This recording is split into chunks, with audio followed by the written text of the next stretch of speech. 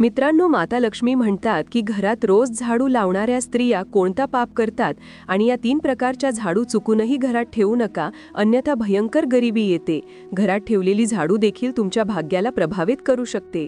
प्रिय दर्शकांनो, झाडूला शास्त्रांमध्ये माता लक्ष्मीचे प्रतीक मानले गेले आहे.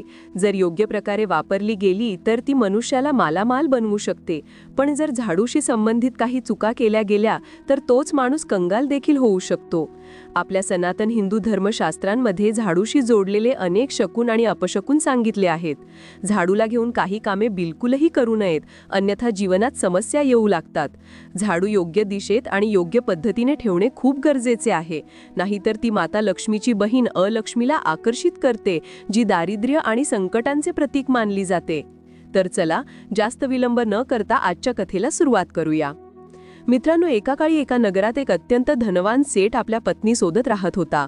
तो भगवान श्री विष्णूचा मोठा भक्त होता. दररोज सकाळी उठून तुळशीला पाणी देत असे, त्यांची नित्य पूजा आराधना करत असे. त्याची पत्नी अत्यंत सद्गुणी, विनम्र आणि धर्मपरायण स्त्री होती. दोघांचे जीवन सुखसमृद्धीने भरलेले होते, पण संतानाच्या अभावाने ते खूप दुःखी होते. खूप प्रार्थना आणि पूजा केल्यानंतर एके दिवशी त्यांची प्रार्थना स्वीकारली गेली आणि मग त्यांच्या घरी एका सुंदर मुलीने जन्म घेतला. आईवडिलांनी आपल्या मुलीचे नाव सुनंदा ठेवले. सुनंदा लहानपणापासूनच आईवडिलांची अत्यंत प्रिय होती.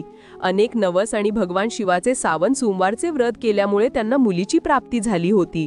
त्यामुळे सेठ आणि त्यांची पत्नी त्या कन्येला नेहमी आपल्या पलकांवर बसवून ठेवत.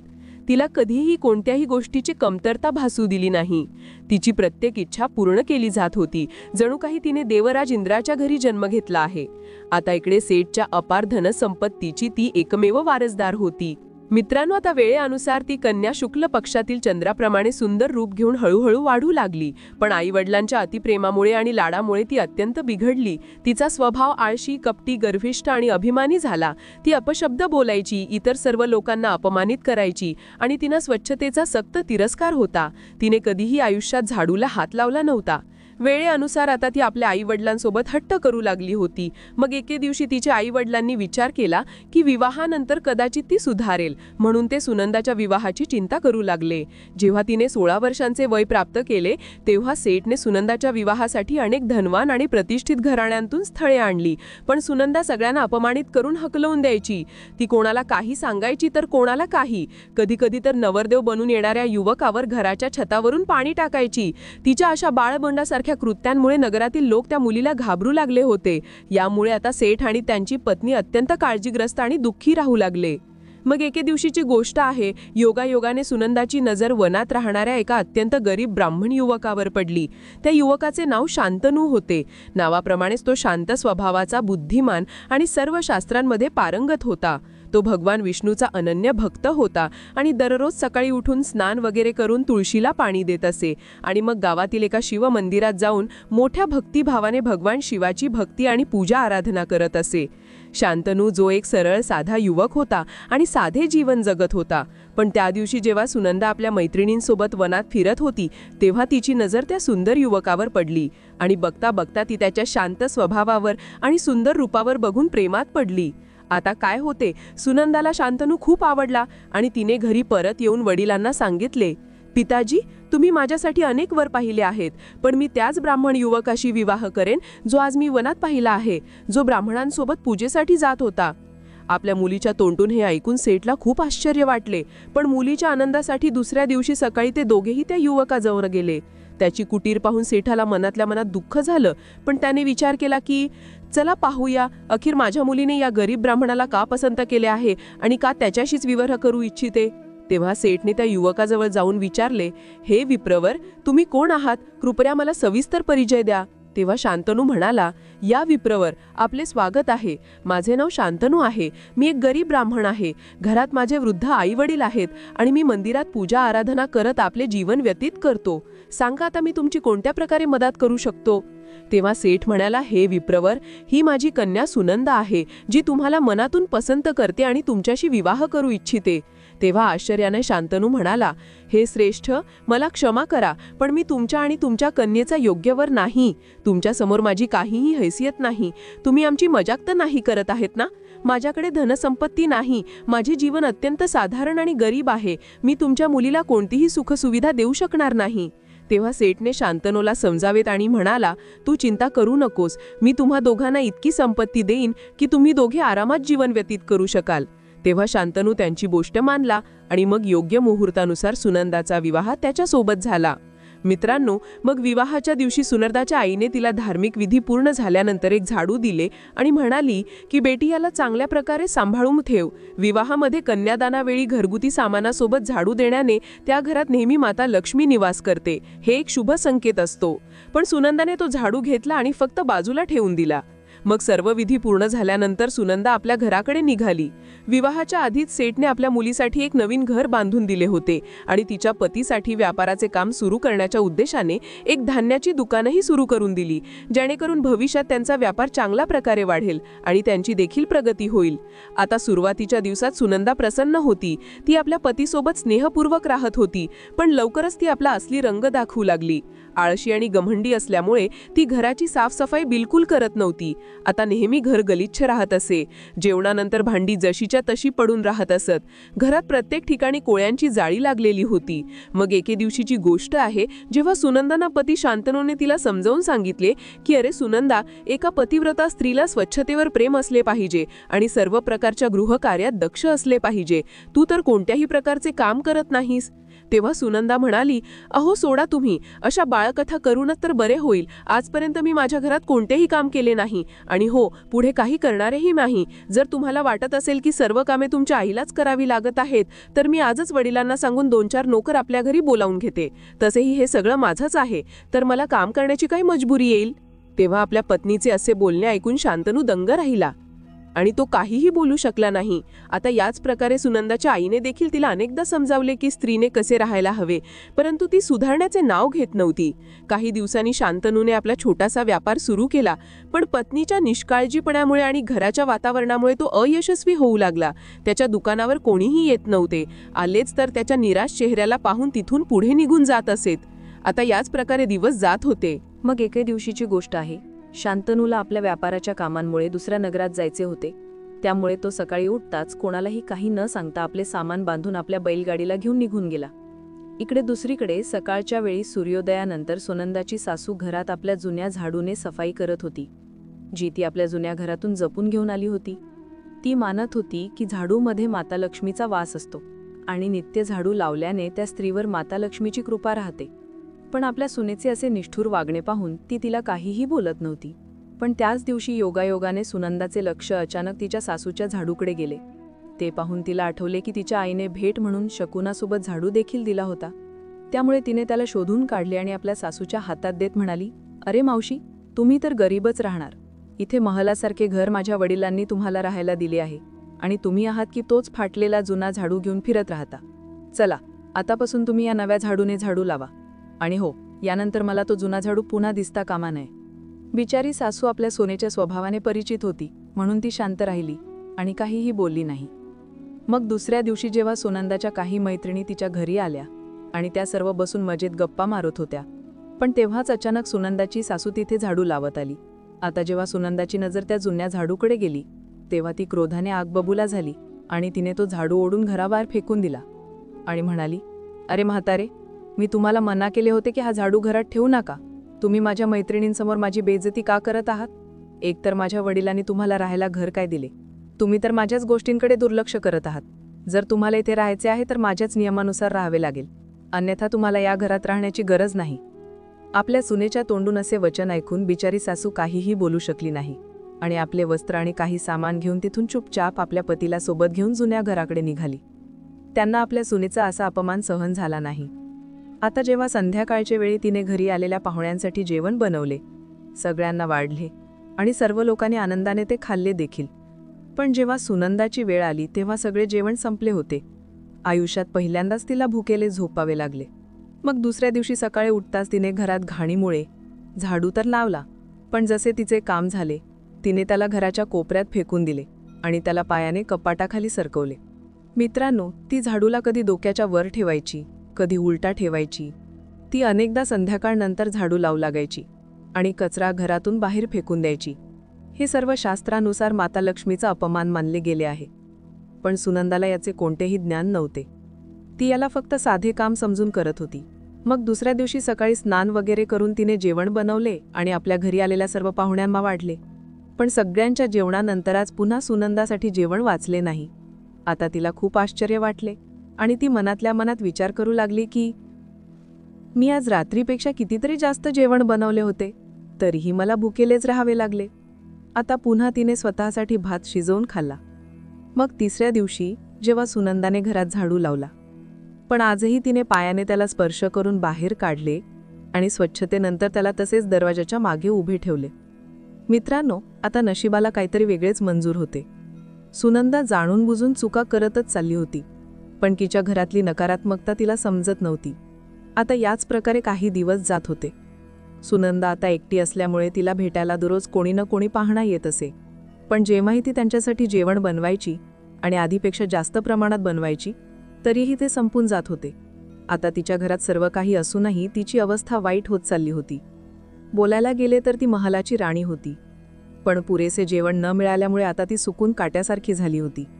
आता याच प्रकारे काही दिवस गेल्यानंतर एके दिवशी शांतनू परत आपल्या घरी येतो. तेव्हा तो पाहतो की त्या घरात त्याचे आईवडील नाहीयेत. जेव्हा त्याने विचारले की अरे भाग्यवान, माझे आईवडील कुठे गेले आहेत? ते खूप दिवसांपासून दिसत नाहीयेत. मी तर कधीपासून त्यांना शोधत आहे. तुला माहीत आहे का अखेर ते कुठे गेले आहेत? तेव्हा तिने सांगितले की त्यांना माझ्यासोबत राहणे पसंतीच पडले नाही, म्हणून ते आपल्या जुन्या घरी निघून गेले आहेत. हे ऐकून शांतनूला खूप दुःख झाले. आता त्याला समजले की सुनंदाला तिचे आईवडील ओझे वाटू लागले आहेत. म्हणून त्या दिवशी तो आपल्या पत्नीला काहीही बोलला नाही, कारण तिला तोंड लावणे किती भारी पडू शकते हे तो चांगल्या प्रकारे जाणत होता. तर त्याने जेवण केले आणि शांत चित्ताने झोपला. मग दुसऱ्या दिवशी दोघेही पती पत्नी घराच्या अंगणात भांडण करत होते. तेव्हाच त्यांनी पाहिले की एक साधू त्यांच्या घरासमोर थांबून त्यांच्या घराकडे दोन्ही हात जोडून काहीतरी मनातल्या मनात पुटपुटत बोलून प्रणाम करून निघून गेला. त्यांना आश्चर्य वाटले की साधूने कोणाला प्रणाम केला. मग दुसऱ्या दिवसापासून हा रोजचा क्रम झाला. साधू दररोज त्यांच्या घरासमोर यायचा, हात जोडून प्रणाम करायचा आणि निघून जायचा. आता हळूहळू सुनंदाच्या वाईट सवयींमुळे घरातली सर्व धनसंपत्ती संपू लागली. तिने आपल्या वडिलांकडून धन मागून वडिलांना देखील कंगाल बनवले होते.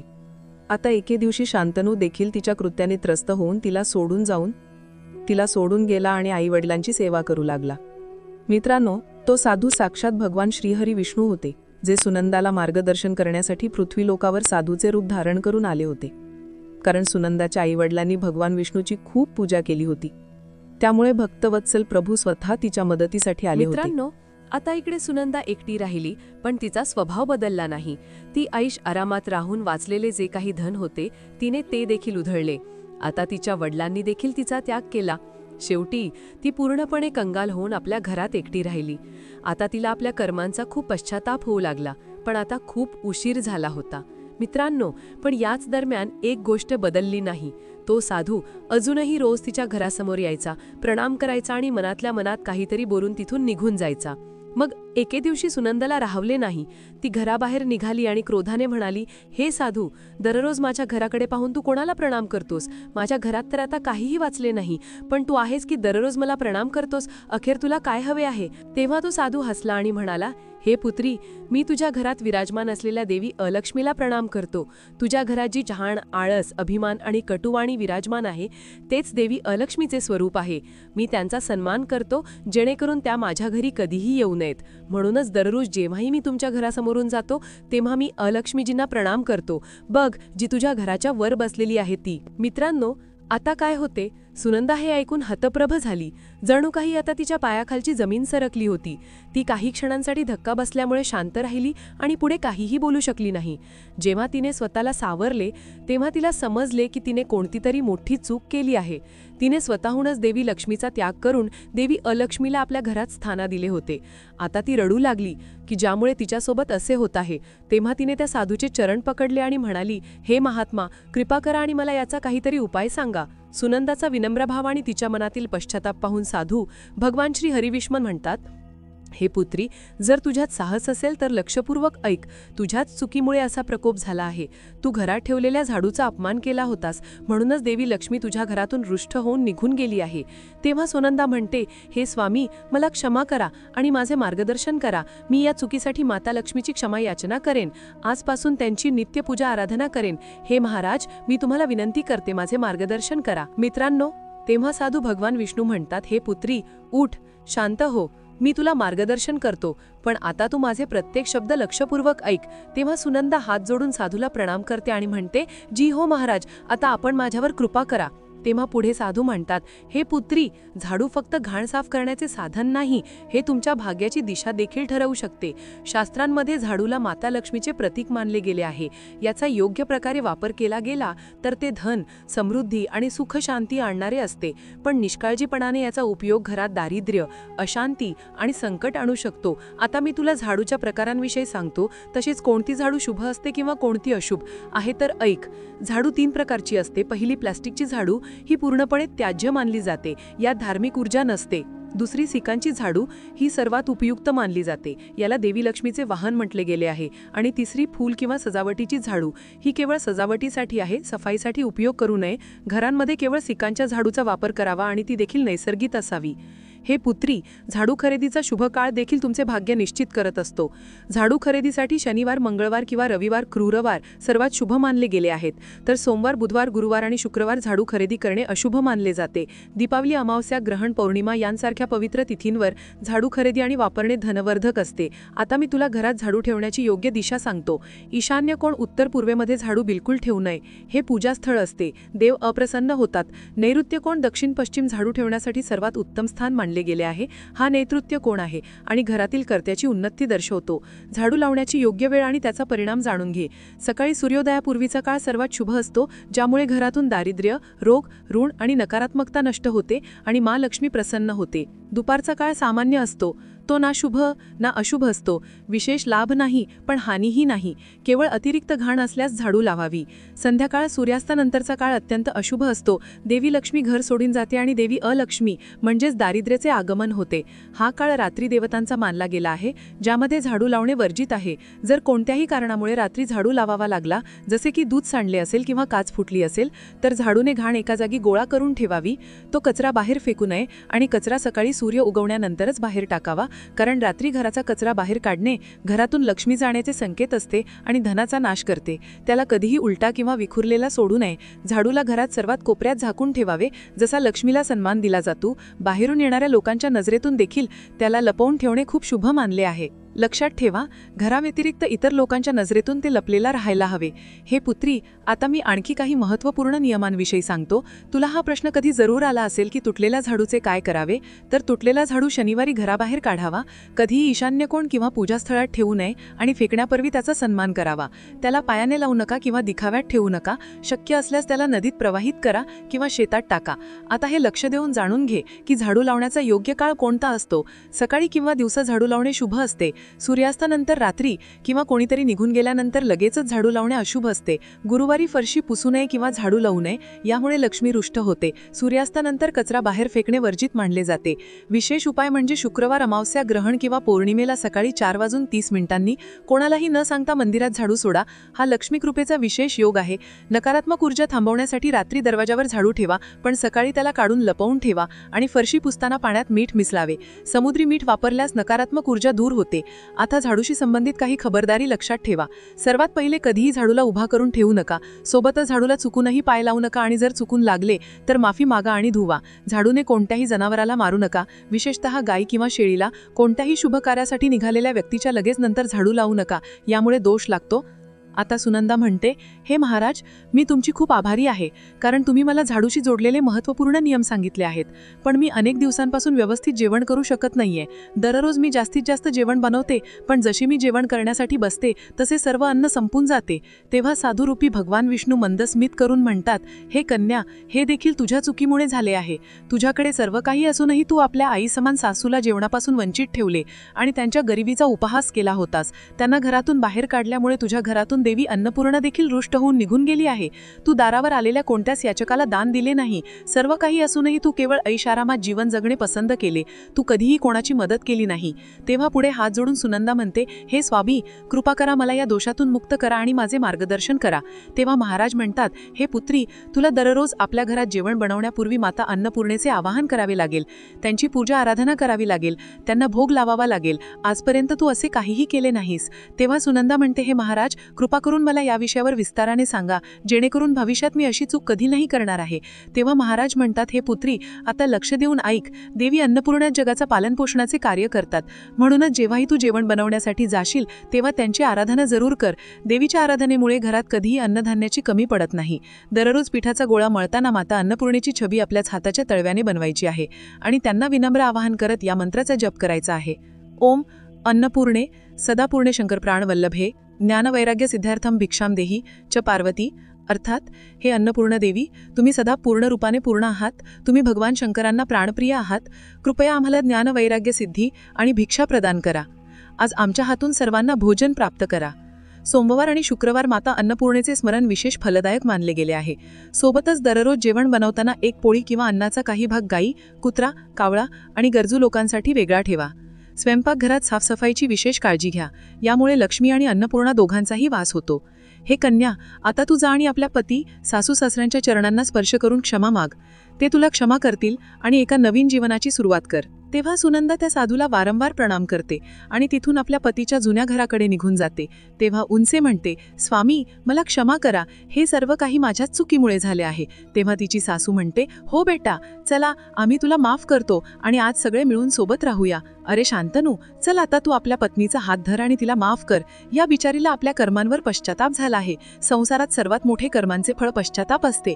आता ते सगळे मिळून आपल्या घरी परत जातात. आता सुनंदाने आपल्या घरात येताच झाडूची पूजा केली आणि त्यावर हळद कुंकवाने त्याचा स्वीकार केला.